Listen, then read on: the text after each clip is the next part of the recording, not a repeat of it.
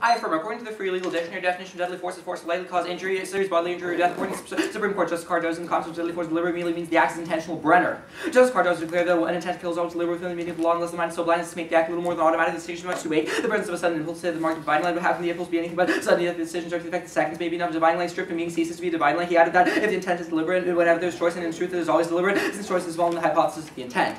Legal definitions of domestic violence are inadequate because they do not account for the totality of the victim's experience. Domestic violence is best understood not as a series of discrete events, but as a pattern of physical mental violence that creates a dynamic power control. Turkheimer. Domestic violence is defined by both physical and non-physical power. This sound controversial, like the law remains impermeable, does not condemn to remedy the harm of battering up. Music behavior is not a series of discrete events, and understanding the dynamic power relationship within goes beyond these instances. The woman lives with ongoing psychological abuse, experiencing a continuous state of siege or battering. It is economic coercion, instruction, and escalation rather than the number of hits. The batter's desire to dominate the victim of functions as the animating force behind the abusive behavior. I value morality. The most fundamental tenet of morality is human life is valuable. There is no single identifiable source of the worth of life. Life is valuable because we value Harris. What makes existence valuable lies not on an account of value life, but in a discovering a way of knowing when we're confronted with valuable life. So it is not the concept that the individual has the capacity to give an account. If we value the life which each individual consistent reasons that each person has for wanting to live, we do not need to know what the reasons are. All we need is that particular individual have reasons to value their own lives. What we have in common is our capacity to value our own lives, lives of those of others, however different our reasons for doing so may seem to be. Respecting the ability of individuals to choose their ends, they would choose to pursue values necessary. Respect the worth of person. This entails accepting values agent and relative. Many of the individuals have the right to value their lives above those of others. Levine.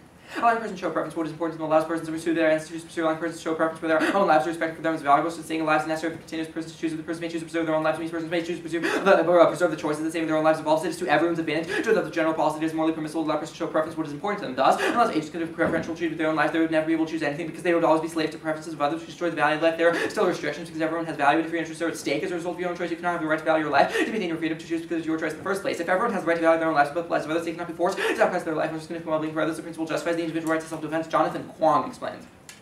The permission of self-defense is justified by the age and relative values people are not required to sacrifice on behalf of others unless they voluntarily incur an obligation to do so. Each person has a powerful age and relative permission to avoid risking their life for others. This appeals to age and relative values. Moral permission, not excuse. We're excused when we act such a way we should not have circumstances until it would be difficult to act. Morality requires age and relative consideration. Also, the boundaries. If a child is drowning, can be rescued. And at the cost of me becoming a paraplegic, then morality does not require me to say that since the death is worse than becoming a paraplegic. The only explanation is age and relative consideration have also morality permits just you cannot be expected to incur security for risk to your life. Morality cannot demand you be killed if you have not engaged some voluntary act which has the same effect. Morality cannot require you to sacrifice your life for another person when you rightfully possess the means to defend yourself. This provides the basic grounds for permission to kill self-defense. Thus, upon so many reasons we believe that they are forced to choose between their life and the life of another, it is morally permissible that they give greater value to their own life. And independently of age and relative value, when evaluating whether reasonable expectation of harm exists, we need to consider the situation from the perspective of the victim, not an objective observer. Donovan and Wildman explained. The focus on the reasonableness of defensibility should be subjective because in the case of the rape victim, it's the fact such as recent rape as to be taken into account. A reasonable man in the actor is more likely to fear death from someone who encounters public place. However, a woman who has been raped, still in shock and is threatened again is likely to fear bodily when she injures him, even when she's carrying a loaded gun. Therefore, the apparatus to show the victims of repeated domestic violence reasonably believe that their own life is put in danger. My contention is that victims of domestic violence believe their life is in danger as a result of abuse. First, repeated domestic violence is characterized by the relation of complete domination. Victims of domestic violence must always be concerned about the extent to which abusers will violate the rights, missing all rights, contingent privilege based on whether or not your abuser decides to deny all of them. Ludwig.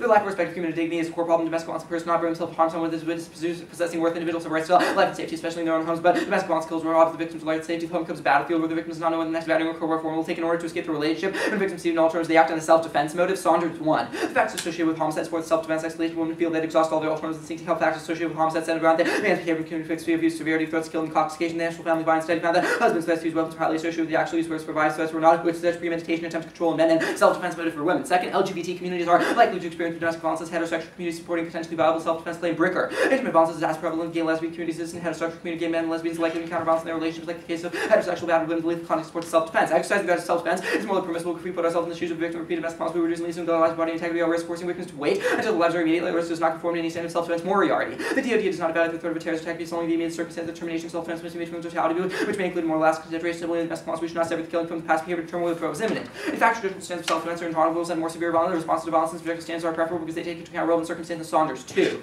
Criminal law and recent court decision clarified that the victim is justified when he believes that he is made a danger. Women's size and social condition have come to be recognized as important factors. Jurors consider courts have stated that women suffer from lack of means of developing skills necessary to repel a male assailant without a deadly weapon. The person of the 5'5" woman using a crush must repel a 6'2" intoxicated man without weapons violates equal protection on the law. Therefore, battered women are justified in using more severe violence than their attackers. Third, the justification for force preemptively diffuse power hierarchy that engenders domestic violence. The Lansdell writes, if the law permits citizens to use lethal force, then potential attackers run the risk of facing law-abiding victims who are not as helpless as may deter aggressors from attacks that could have been otherwise attractive. The law forbids self-helpless potential attackers to institute their potential victims are posing no threat. This leaves the cost of attacks only marginally greater than those are risk already paying. I didn't read the right evidence. Furthermore, any subsections relations likely to be seen as challenge to authority, which will likely escalate violence, increasing the risk of the victim's life. Coons. The first move towards separation or even the threat to control group violence because domestic violence is marked by control, attempting acts may be considered to be instead escalated violence. Coons 2 continues. 75% of assaults occur when the abuse party is separated. 45% of murders arise when men's raised or restrained. When women who are separated from spouses are 3 times more likely to be attacked and 25 times more likely to be attacked than married women. This also proves that legal remedies are unlikely to work as when they're interrelated, severing the power relationship between the abuser and the abuser's makes likelihood of violence even higher. Veronica Joyce empirically verifies that the absence of a police duty to enforce restraining orders makes protective orders harmful by creating false sense of security violations. Protective orders are common half for abusive victims after protective order in 21% of cases of violence increased. In fact, 90% of cases alternatives such as calling the police failed because women ended up dead at Wimberley. The necessity of self-defense created by societal pressure that demand women stay in submission with accounting for methodological objections. 90% of women killed by husbands were stalked and previously called the police 5 times. Every attempt only reinforces the perception that she has no alternative. This demonstrates societal preference for idealized notion of the family or protection of the woman, prevents women from seeking protection. Protective agencies must swim upstream against attitudes to give marital bonds far more credit than they deserve. It's society's illness that pressures the woman to stay in her community, give no other choice. Finally, even if allegedly all requirements of self-defense must be met for an action to be permissible, on balance, the use of deadly force by victims of domestic violence meets any conception of self-defense because 92% of self-defense killings do not take place when the abuser is sleeping and 91% are in confrontational circumstances. Krauss. A comprehensive summarizing Norse's study. A comprehensive study of appellate cases from 1902 to 1991 in which female defense claimed to have killed their abusive domestic partners estimated 20% were non-confrontational with 8% involving sleeping victims. A more recent study between Norse 1979 and 1999 found that 9% were committed in non-confrontational claims. The available research indicates that women who kill do so in the midst of confrontation. Can you put all this in order? Yeah, definitely.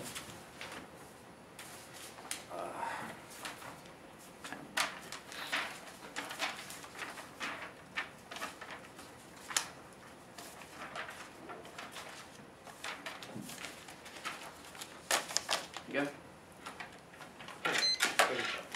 Okay, so your case is advocating that it's self-defense, right? What? Yeah. So to win, do you have to prove that the victim perceives it to be self-defense or that it's actually self-defense? That is a reasonable perception of the victim.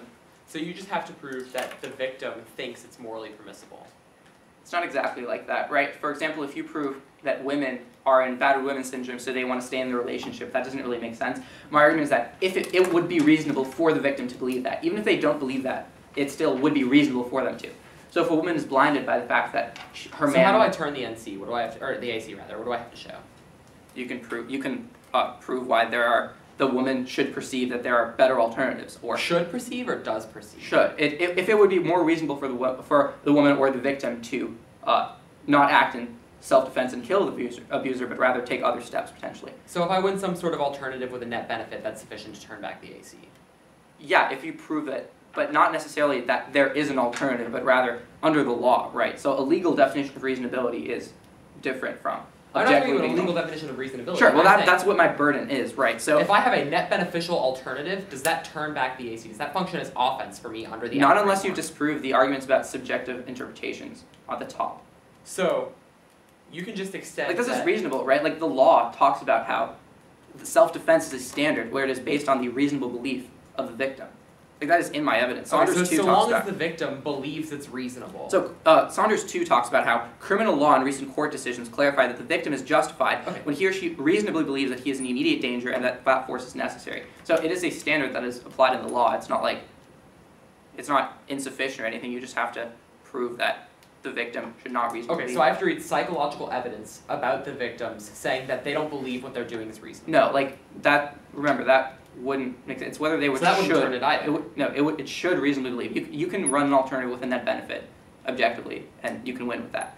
But you don't run evidence that's like, they don't believe this. It's about what they should believe. So, as long as my arguments aren't about the psychology of the victim, but rather about what actually goes on and what they should actually do, that's sufficient to turn back the AC. Sure, but you still have to take into account the fact that the victim has different perceptions, right? So, for example, if there's an alternative, but the woman feels like the alternative has failed, what are they supposed to do, right?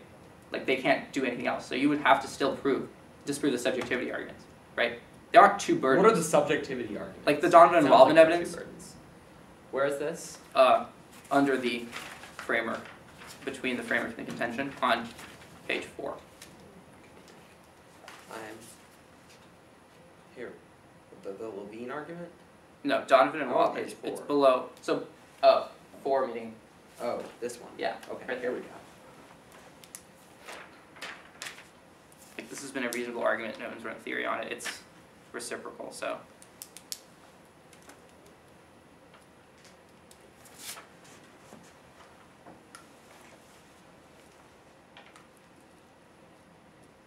or you could prove that that is not a reasonable standard and that some other standard works.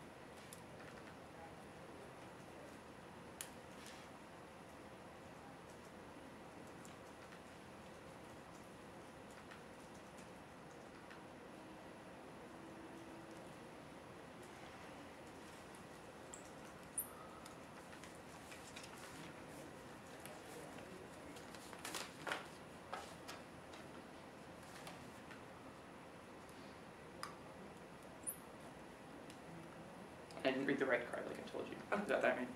Yeah. Just making sure. Cause Yeah.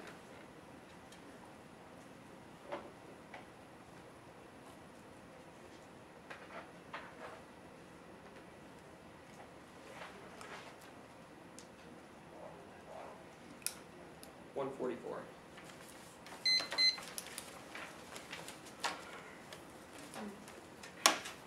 And C1 off AC.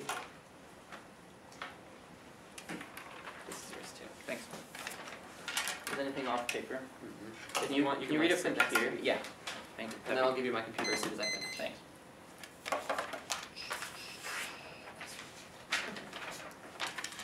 Everyone ready? I negate morality's motivation. When I say I have a moral obligation to do something, the obligation must motivate me to action, or will not truly be an obligation. Moral motivation is based solely on justifying our action to others' hues. We all have reason to be able to justify our action to others. This hypothetical agreement is the reason which you have reason to seek and which forms the basis of moral motivation. First, this account is phenomenologically accurate. If I ask what reason the action is wrong, gives me an oxygen to my answer must involve the relationship to others that an act will put me in, and the fact they could reasonably object to what I do. Second, the question why be moral is answered by describing an ideal of relations with others which has clear moral content, yet also has strong appeal when viewed apart from moral requirements. The ideal which Scanlon terms a relation of mutual recognition is a condition of the realization of other values such as friendship or pleasures of cooperative achievement, but the duties in such a relation imposed on us sufficiently closely tied to what we value, not seem an unduly external motivation for moral action. Third, the ideal of justifiability to others succeeds in capturing the complexity. Moral motivation and morality are reason for doing the right things are aspects of the same more general reason. A moral person will very often be motivated to avoid an action not by the fact that it's wrong with mere concrete considerations that make it wrong. She's counting on me, needs my help, etc. Thus, we say we ought to do something. We are saying that we are motivated by reasons that can be justified. Other considerations of morality are not always based on some duty, but rather what are the way we act in certain situations. Under contractualism, an action is wrong if its performance would be disallowed by a set of principles for general regulation of behavior that no one could reasonably reject. Scanlon.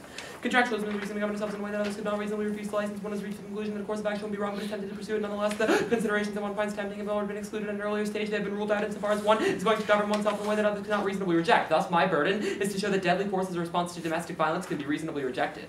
I contend that the person being killed can reasonably reject the use of deadly force because the person's life ends. Once someone is dead, then it's irreversible. There's no chance to take it back for further life experiences. That person has the strongest claim because we preclude all other possible future claims. The greatest violation of a person's freedom. Further claims compounded by the fact that there's no due process for the person being killed. The person should not lose the ability to remain to claim reasonable rejection without a fair trial to determine culpability and the potential mitigating factors. Fairness cannot be determined from the subjective view of the victim because the victim normally perceives the abuser in a way that is magnified and intensified off. A is the counterpoint. Tax victims of repeated domestic abuse will try to leave their abuser and file reports leading to attempted prosecution of the abuser. B is the competition. The counterpoint is mutually exclusive. Very clearly, it is impossible to press charges on someone who is dead, and also impossible to have a relationship when one person is dead and the relationship simply doesn't exist. It also competes through net benefit. C is the net benefit. A is the status quo. In the majority of repeated domestic violence cases, minor physical injuries involve most domestic violence, not severe. Milgram of 8. Assaults account for 43% of harassment, and harassment for 43% of domestic violence. 27% of all domestic violence result in injury. Serious injury only reported in 2.1% of cases. B is the link. If a victim kills her abuser, she will go to prison for an extended period of time. In the status quo, most women who kill their abusers are convicted of murder and sent to prison. Leonard 97. Without fail, abuse women who charge with murder and plead self-defense. The Ewing's data relies on the 100 cases revealed despite abundant evidence that were severely abused by the men they killed. Most women are convicted because the circumstances surrounding their homicidal acts do not meet the requirements of current self-defense law. Men, random sample of 114 female perpetrated spousal homicides against abusers over the over half the offenders receive prison sentences. Ostrov reports that the vast majority of women accused of killing their abusive partners, 80% are convicted and receive long, harsh sentences. This is also going to link turn the entirety of the affirmative case, because the affirmative case sets up some standard of reasonability based on the subjective belief of the victim. However, this is going to substitute another case for reasonability. I'm giving you the actual legal case of reasonability that's set up. In the law, it's found that the victims are not actually using a reasonable use of force. This is going to turn back the self-defense aspect of the AC and take out his Donovan evidence, which is absolutely terrible. C is the impact. Women are viciously abused and sexually and violently controlled in prison. Buchanan 07. Sexual abuse by guards and women in prison is so notorious and widespread that it's been called an institutionalized component of the punishment behind prison walls. Women are subject to diverse and systematic forms of sexual abuse, rape, abuse of strip searches, groping, verbal harassment, and sexual threats, while a network of legal rules prevents them from seeking protection or are redressed in the courts. Many male guards abuse their power appallingly and literally rape at will. Guards disregard rules altogether. Guards use illegal forms of intimidation and force others to coerce sex on prisoners. When these unequal relationships end, guards often become abusive. Prisoners who are propositioned by a guard knowing that the guard will be able to rape her or beat her if she refuses might well judge it wise to comply. This is going to outweigh the entirety of the affirmative case, because it's going to be worse for the victim once she goes to prison, and she'll have no ability to actually preserve herself and actually defend herself and actually express what's in her interest, and no ability to preserve her life. So this is going to turn back the AC. Regardless of whether I win the counterplan, the DA still turns back the AC, because it's going to be linking into the self-preservation notion that he sets up in the AC framework. D is the solvency. Arrest and prosecution provide battered women the opportunity to leave their relationship. However, it's up to the women to leave their abusive husband's toil. Our sample of victims provided data which allowed us to better understand the long-term impact of different types of police intervention. These women are asked whether they were still experiencing domestic violence. They're consoled into 3 groups of only 6 women who were still experiencing domestic violence. None of the women supported prosecutions against their partners, but more importantly, none seemed to be committed to ending the relationship. This is what offered for alerting the police to recent violent episodes of the second group. 6 still being harassed verbally. Physical violence ceased because of injunction separation in one case, and in one case of prosecution. But because these women did not try to end permanently their contact with the abusive and controlling behavior continued. In the third group, for whom all forms of violence ceased, they supported successful prosecutions against their partners and had divorced. And prosecutions as a powerful message to perpetrators. Prosecution may work on its own, but it's more likely to have a deterrent effect when combined with complementary actions by the victim. So, this is specifically going to compare to all of his evidence coming out of the AC contention, because my evidence is specific to what happens when not only a victim files for prosecution, but when she also leaves her abuser. Those are the 2 steps that are necessary, and that's what I'm advocating in the counterplan, and that's what's going to solve back the AC. The AC specifically indicts simply trying to call the police. I'm not advocating simply calling the police. I'm saying fighting for prosecution and actually separating is what's actually going to solve, and that's what my Hoyle evidence suggests. AC. Starting quickly on the AC framework. The Harris Code just says we have to value life. However, my framework contextualizes what it means to value life. My framework actually tells you the content of morality. Contractualism is actually how moral motivation works. This framework never says this is what morality is and this is how we metaethically determine morality. I'm actually telling you what it means for an action to be morally permissible. Never does this framework say that we have to look to morality. This framework just says life is valuable. I agree, life is valuable. I'm just saying that contractualism is the best way to maximize the value of life. Now off the Levine card about looking to choices. This doesn't mean that you can do whatever you want in order to preserve your life. Insofar as life is inherently valuable, life is the most important thing as per the Harris Card. We can't just go around ending other people's lives, especially when they're not going to end our lives. So you can turn back the entire of the AC on this level. When a victim uses deadly force, then she's ending the life of her abuser, and since life is the most important thing, it's worse to be dead than to be abused, so you can negate on that level as well. Now off the Quang analysis about not having to sacrifice your right to life. Again, these victims are not necessarily sacrificing their right to life, they're just not being abused, and also they don't have to use deadly force. There's no reason why you can do whatever you want to defend yourself. I agree that self-defense is good, however the counterplan gives a better way to achieve self-defense. So just a very quick overview of how the framework should break down if you're evaluating the AC framework. The AC framework sets up that we have to look to subjective interpretations of self-defense. However, my argument is first, and the way the legal system does it, the way we actually look to self-defense, reasonability, is to determine that it's not reasonable for victims to use deadly force. That's coming out of the evidence in the link section of the DA. But also, even if we're looking to what's subjectively good for the agent, the best way to preserve oneself is to not go to prison, because that's where all the real bad abuse happens. So I'm turning the AC on 2 levels there and doing really good evidence comparison. But really quickly go to the Coons analysis. The Coons analysis is not specific to women who have been abused. The Coons analysis is specific to women who weren't abused, then filed for divorce, and then got abused. Don't allow him to extend this. This is specifically what the study talks about. Don't allow him to claim otherwise. None of his other evidence can actually interact with the negative case. The counterpoint is still going to solve back the entirety of the AC because his evidence is not specific to prosecution combined with filing for divorce. His evidence is just specific to one of them. Quickly off the Krause analysis, cross-apply my evidence in the links and the uniqueness section of the disadvantage. Most of this is not very severe threats. These are not threats that justify a life-threatening retaliation. So even though it is in the heat of the moment, it's not self-defense in the sense that you're going to lose your life if you don't retaliate. Alright. Before, can I see the argument that you just talked about self-defense? Like it's not in the heat of the moment. Where is that? I didn't read it. In the DA. Okay. Yeah, like whichever one you're referencing about how the cross-applied. I was like, wait. Milgram et al. 08. Okay. And then here's the NC. Yeah, just the Milgram for now. Alright. Okay, so let's start in the Milgram analysis. What does this say? This just says that the vast majority of domestic abuse is not very severe. Only 2.1%. Wait, where does this say that it's not in the heat of the moment? No, that's not my argument is just a cross-application and re-explanation of the Milgram evidence. My argument against Krauss is simply, even though it's in the heat of the moment, I'm not saying that the Krauss evidence is wrong. I'm saying that the Krauss evidence in the heat of the moment simply means like maybe verbal harassment or like minor assault. I'm saying the heat of the moment doesn't mean serious injury. Heat of the moment doesn't mean it's okay to use deadly force. Okay. Alright. Then let's talk about the responses to the framework. What are your responses to Levine? Okay, which one's Levine? The one, well, I think your response was you don't have to do my anything. argument is that you can't do whatever you want to preserve your own choices. Okay, so that's the only response to Levine you have, right? That's the response. Yeah. Okay. Then I let's mean, talk. it's a little more nuanced than that. Right, no, I understand. Then, and the implication of that is just defense in the framework, right? I thought you talked about, like, this is a reason to negate. Defense on the framework plus solvency for the counterplan. Right. After that is an argument that's a reason to negate. It's just sort of like framework generally. So I did your a bad job with signposting, but the counterplan does depend on you winning that the reasonability standard in law is the one we should use in terms of, like, your counterplan, right? So, like, the way I No, the interpret it counterplan is doesn't different. depend on that. The counterplan links in 2 levels. This is what I Why? explained. Wait, why? But the framework counterplan says that there are objectively better things to do, but if women don't perceive that there are, how does it link in? It links through your framework. It doesn't How? link through the perception Right, how does stuff, it link to my framework? But whatever this evidence is, the Donovan evidence is absolutely terrible. It doesn't say that Okay. you can just perceive But there whatever are you two want. different arguments that I have. I have the And I have Donovan two different evidence. arguments too. Right, but the Donovan evidence says if I lose my framework, then the Donovan evidence applies under the reasonability standard. My framework I'm really establishes. confused as to how your framework Okay, functions at alright. this point. Okay, so then I'll explain that I'm later. sure Then it'll let's make talk sense about. in the 1AR, Then let's but talk the way about I Kuhn's interpreted your evidence. framework is that it has to be in the woman's personal interest, as per the Harris analysis, as per where you're driving moral permissibility. Like, Okay. I know Donovan doesn't talk about moral permissibility. From where you're driving moral permissibility, the counterplan links in 2 levels. It Okay, links in then let's talk reasonability about and the it links in Kuhn's. Let's talk preserving about Kuhn's. Where's your warrant for why Kuhn's doesn't talk about battered women? The Kuhn's article is titled "Women's Response to Intimate Battery." Like, What? like your response was like, this doesn't talk No, about the battered study women. that Kuhn's is referencing in Right. that card specifically doesn't talk about women who have attempted to leave. It doesn't talk about victims of Wait, it repeated says domestic when violence. the abused party is divorced or separated from the abuser. Like, what? I don't understand what the problem is with this card. Let me see the card. Okay, well it says when the abused party is divorced So or the study separated. she is talking about in that card is not Right. specific to like. Well, it just says, according to the Department of Justice, 75% of assaults occur when the abused party is divorced or separated. Yeah, that DOJ card is not about previous victims of domestic abuse. So That's what about is it about? first-time victims of domestic abuse. That DOJ study is about. And what is the relevance of that? I'm saying that I'm just defense on the Kuhn's analysis. You can't extend Kuhn's to like interact with whatever you would extend it to do. It's just like card defense. Where's the warrant for why it's just about one?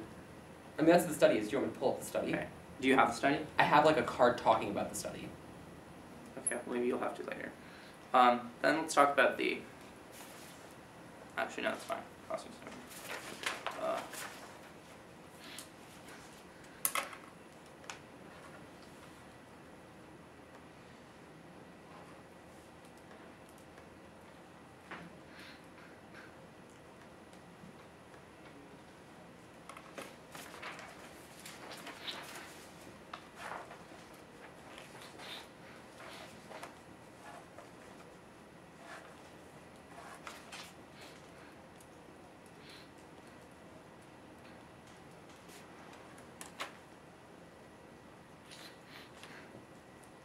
Oh, the only thing I didn't read in the counterclaim was the second impact about children. Okay.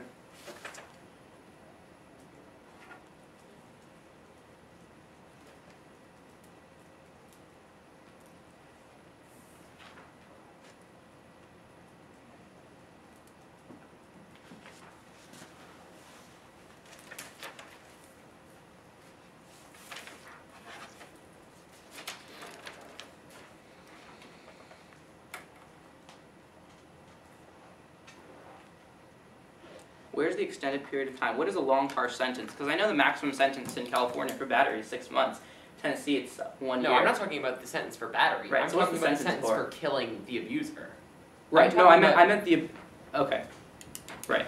I'm not talking about battery. I'm not talking about the abuser going to prison. Okay, that makes sense. Right, but your argument is that they should file for.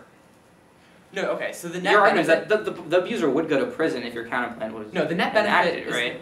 Yeah, That's the whole sure, but point. that's not what the net benefit Right, is. but they will only go to prison for like a year. No, so what that's happens not when they what get back? That's not Daniel. That's not what the net benefit is talking Okay. about. My argument is that a woman going to prison for killing her abuser is worse than her getting abused. And Okay, where's the solvency is just sort specific of separate comparison argument. between her getting abused being worse? Where's that specific comparison? I just did that comparison, I ad-libbed that comparison after. Okay, and what was the warrant for that? It's just that when you're in prison, you obviously can't escape it. And then there's also internal warrants in the Buchanan analysis, which talks about how like guards can literally rape at will and abuse at will, and there is no system for recourse in the courts for a woman getting abused by a prison guard. And so basically, so if the counterplan has like minimal solvency on decreasing the abuse, then the abuse in prison is going to be much worse because there's no chance of solvency. Okay.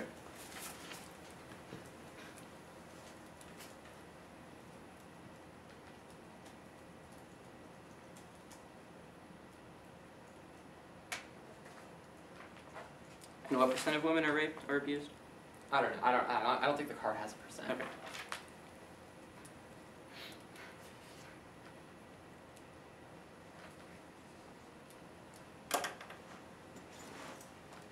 So you can have this back. Okay.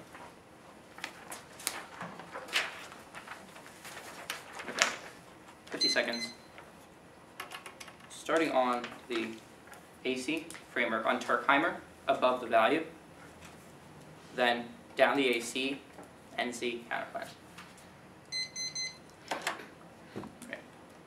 Do you still have my things? I gave it back. Okay, that's fine. I'll read off here. It's fine. All right. Ready? On Turkheimer. Extend the legal definition of domestic violence or inadequate because they don't account for the totality of victims' experience. Domestic violence is not a serious discrete events, but a pattern of physical mental violence. This means that the law can never deal with domestic violence. This takes out the counterplan, both the dominant involvement on the ACI. I can see that goes away, which means you should not use the reasonability standard of the law because it is not taking into account all the experience. That also means the solvency deficit of the counterplan because the law can never account for these things because it's not taking into account the total abuse of the women, so the prosecution is more likely to fail. That means that takes out the reasonability standard. That is a big problem for him because that means he has no reason why the woman would be able to do this. Absent my framing, if I win my framing, gives an agent relative reason for the woman to take this action independently of the dominant involvement. Let's go to the Harris evidence. Extend that the most fundamental tenet of morality of human life is well, but there's no single identifiable source of the worth of life value. His number one, his only response is that he gives content like why we value life. My argument said you don't need to give content because people have different reasons. That is why warrant for Asian relativity. That comes with the Levine evidence. Levine evidence says that it entails accepting values as relative because individuals have because their life is valuable that we find value in our lives. It means the ability for our lives to have values depend upon our ability to do things that give it value. But below the Levine evidence that specifically said that we have to give preferential treatment to our lives. We would never be able to choose anything otherwise. We would be slaves to preferences of others. This takes out the Scanlon evidence on the United States. It's not a mutual relationship because the mutual relationship presupposes the fact that you can take action. My argument is that you have to give preferential treatment to yourself because that already is still because you need to be able to take choices. You can't not being slave to a choice of others. That takes out that evidence. His only response is that you cannot do everything. Obviously, you cannot do everything except from the bottom bit, but below the Levine evidence that this does not mean you can do everything. There are still restrictions because everyone has value. But if your interests are at stake, if there's a conflict of interest where your life is at stake or the other person's life is at stake, then that means you have a freedom to choose. Also, extend the argument that the abuser has no right in any real assault because it was their choice to sacrifice their freedom in the sense because it was their choice in the first place to engage in this conduct, which takes out the argument of reasonable objection. It means that the other person has no claim. So the risk of often that means there's risk of office on the NC in terms of the claim because the victim has definitely a claim because they are being abused, but the abuser has no claim because they have given it up through their free choice, through their free will. Then Kwong.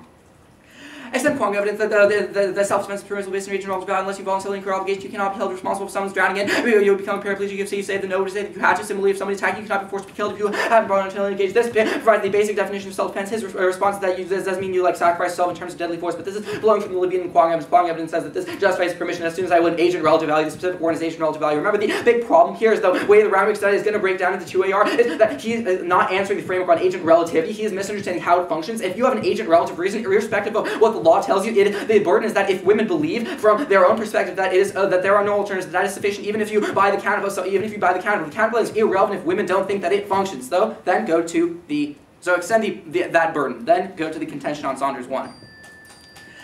Extend an order escape relationship which victims see no alternatives, they act in a self-defense mode. At this extent, that one, there is no alternative for women because they do not feel like that they can do anything, which means that the husband's threats were highly associated with the actual use, whereas the wife's threats were not, which is its premeditation and attempt to control and men in self-defense mode. Women, that means women act in self-defense, they see no alternatives. Then go specifically to the Saunders 2 evidence that traditional standards of self-defense are intolerable instead of more severe responses. So minor violence are relevant. For example, the woman can use a gun against a man who doesn't have a gun because the woman is already in a non-reciprocal relationship. This also takes out the Scanlon limits because it's not, if there's a mutual agreement, but the agreement is like there's an imbalance in powers, then that means that there can never that the claims of the woman have to be stronger than the claims of the man or the claims of the victim because there is already a non-reciprocal relationship. Then go to the argument of the Wimberley evidence. It said that in 90% of cases, alternatives such as calling the police, leaving or seeking help for protective agencies failed, and women ended up dead, which means women have already started to call the police. They say it's not the counterplan solvency again because it says that in 90% of instances when women kill the abuser, they already tried all the alternatives. This also proves that women think that there are no other alternatives because protective agencies have to swim upstream against these actions, so the women thought that there was no other choice. He's 100% conceding that the women think that there is no choice. So at the point where I'm winning the ancient relativity framing of that is sufficient to take out everything. Then extend the from the very bottom of the Crafts evidence says that even if all requirements of self-defense might be made for an action to be permissible and valid, use of deadly force by victims of domestic violence is reasonable conception. He says that this doesn't talk about severe violence force, but the Norse evidence, the other Norse evidence says that most women killed when they saw a gun or when they were in the middle of a fight, so it is a confrontational situation. Then go to the counterplan. So first on the counterplan. One, they are only in jail for a short period of time. Battering hell for the abuser, the count for 6 months tenancy is 1 year, which means that the abuse is actually going to occur. Second of all, violence has already occurred, so the claim of victim is certain, whereas the claim of deadly force is not. Also, the resolution in terms of fiat, the action has already occurred, so it is irrelevant, i.e. the woman is still going to go to jail. It's just a question of whether it's permissible for her to kill the abuser.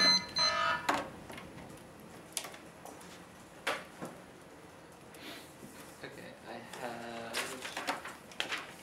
144, I think. Yeah, that sounds good.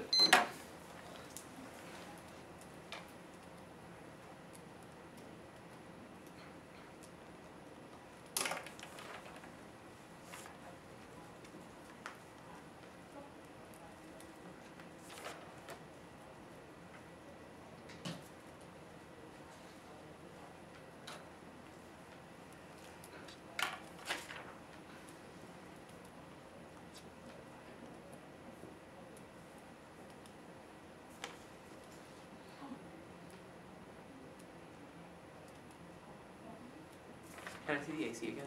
Mm-hmm. You sure? I have it. I think you put it on the ground. Oh, there we go. For sure. Thank you. Yep.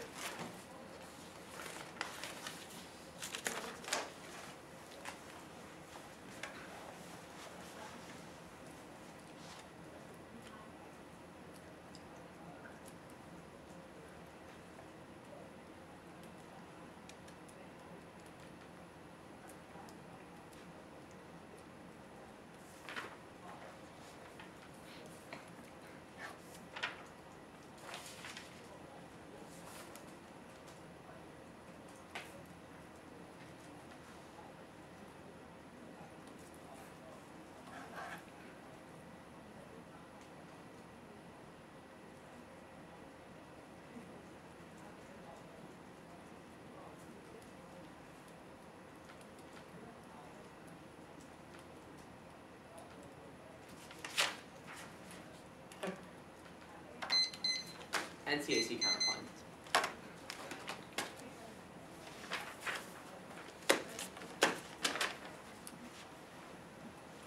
Everyone ready? It's game over on the NC. Daniel should have either actually answered my framework or actually talked about morality and the extension of his framework. I'm the only one telling you what it means for something to be morally permissible. His framework just talks about life being valuable, however he's not talking about what a moral obligation is or what it means for something to be morally permissible. The NC explicitly does this, and I explicitly explained that in the last speech. He should have answered the NC. Except in Hughes' analysis, Hughes says morality is about justifying our action to others. This is phenomenologically accurate. When we say we have a moral obligation to do something, we do so because we think that this action is in line with what we can justify to others. This is the content of morality. Extend my reason to prefer that he drops out of the last speech, which says that this is the best reason, the best account of morality, because this is what morality is. This is what it means to have a moral obligation. A moral obligation and moral permissibility is about justifying our action to others. So, we determine whether something is morally permissible if that action can be justified to others. Extend the Scanlon analysis. Contractualism is the best way to determine what we justify to others because contractualism allows us to discount reasons that we can't use to justify our actions to others, which means that if we can't justify something to others, it doesn't become a reason under contractualism. The only reasons that fly under contractualism are those that can be justified to others. Extend that under contractualism in action is morally prohibited if it can be reasonably rejected. So, what it means to reasonably reject an action is that someone who's affected by the action has the strongest claim against that action. So if I can prove that the victim of deadly force can reasonably reject domestic violence, that's sufficient to negate the resolution. He should have talked about morality in the last speech. Now go to the contention. Extend my contention, which says that the victim of deadly force can reasonably reject the deadly force because the victim's life literally ends and they have no ability to pursue further ends, no ability to continue living. This is the strongest claim of reasonable rejection, even if the victim doesn't want to be abused. This is a weaker claim because they can still continue to live and still escape the abuse in some kind of other way. However, when deadly force is used, that is final, and the person who's the victim of deadly force is completely irreversible. So they have the strongest claim of rejection. He's not trying to turn the AC. His only arguments coming out of the NC, his only arguments that coming out of the AC that he tries to apply to the negative case talk about about how they give up their claim to reasonable rejection. However, you don't give up your claim to reasonable rejection. We still have to be able to justify our actions to others. This is what the content of morality is. He should have answered the specific warrants in the Hughes analysis if he wanted to make this argument. My argument is that we still have to be able to justify our actions to others when we take an action for that action to be morally permissible. Maybe the victim hates her attacker, so she really wants to kill him, but that is not morally relevant. It doesn't make it morally permissible. That might make it good for her, but it doesn't make it morally permissible as per my framework, which is conceded as the only framework with any link to morality. So, very clear and valid on the NC. He should have given substantive answers to the NC. I'll respond more directly to the cross applications when I get to the AC flow. Go there now. Okay. He extends the Turkheimer evidence. That's fine. All that does is take out my implication of the counterplan in terms of reasonability, but it also takes out the Donovan card. I'm going to be extending and winning the counterplan in terms of the agent's own subjective desires. Okay. Now go to the extension of the Harris analysis. This is the reason why we're preferring contractualism. He says that we don't need to give it content. However, we have to give something content to know what it means to have a moral obligation or for something to be morally permissible. If we don't give content to what it means to value human life, then we can't know what action is morally permissible and what action is morally obligatory. So, that's the reason you're preferring the contractualism framework. But, even if you're not preferring the contractualism framework, Daniel makes a very key drop that'll just make it so easy to sign your ballot. He's not linking any offense into contractualism, but if you're not buying contractualism, he shouldn't have dropped my turn about how affirming inherently devalues life. Harris says life comes first. He drops the turn that I make on the framework, which says that the act inherently devalues life. When we affirm, people are killed. Life ends. Harris says life comes first. Even if his other arguments in the AC talk about why we need to value each individual's choice, the crux of the AC is that we have to value life, and affirming inherently devalues life by allowing killing. This term was completely conceded in the last speech, and it's turning that. The crux of the AC, don't allow him to make any new responses, new cross-applications in the next speech. He explicitly asked about this turn in CX, so don't allow him to say it was blippy and he missed it. I had to tell him what this turn was in cross-examination, so don't allow him to get out of this. He's always going to be devaluing life, whereas when we negate the resolution, the worst thing that can happen is abuse, which doesn't take away life. So, that's another place you can negate the resolution if you're buying his framework. There is no way to ignore this turn. Daniel should have answered that too. Now he tries to extend the Levine analysis and says that there's no mutual relationship. However, Scanlon's contractualism isn't based on any sort of mutual relationship. It's based on each individual's reasons and whether those reasons are sufficient to justify action. That's what he was talking about. That's what morality is. Even if we don't like the others and even if we aren't in a mutual relationship with others, we're making a moral decision. We still have to justify our actions to them. So this is not going to take out my analysis. Then, okay, so you're voting there on the turn. But now go specifically to his extension of the 90% stuff, his extension of Wimberley. That's fine. 90% of cases, leaving doesn't work. My counterplan isolates the 10% of cases. I have very good solvency evidence coming out of the counterplan, which I'm going to be extending now. Go to the CP. So his evidence isn't going to take out my counterplan. Extend the counterplan text, the victims will try to leave their abuser and file for prosecution as well. So it's prosecution and divorce. Two things happen in the world of counterplan. Extend the competition. You can't divorce someone if they're dead, and you can't be in a relationship if one person in the relationship doesn't exist. His response to this is first that it's 1 year. However, my argument isn't about sending the abuser to prison. My argument is about the women being sent to prison when they use deadly force. The second response is that it's already occurred. However, my argument is that in the neg world it doesn't occur. In the neg world the counterplan occurs. In the neg world victims go to the police and file for divorce rather than actually using deadly force.